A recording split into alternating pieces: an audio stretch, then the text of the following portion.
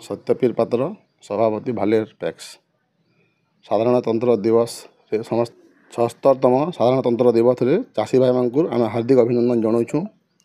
गोटे कथा मुझे कहवार चाहूँ स्पेशली मुख्यतः आमर चाष है आरु शिक्षार विकास यदि हेबा समस्त विकास हेबा देश विकास हेबा राज्यर भी विकास हेबा से लगे कहमी समस्त को जे शिक्षार विकास करवा निहाती जरूरी अच्छे।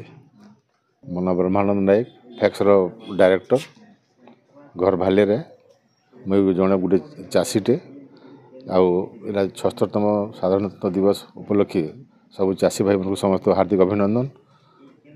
आउ एटा वर्तमान आम पताका उत्तोलन 76तम दिवस उपलक्षे देशवासी आम राज्य समस्ते सुख शांति था यहाँ आम कामना।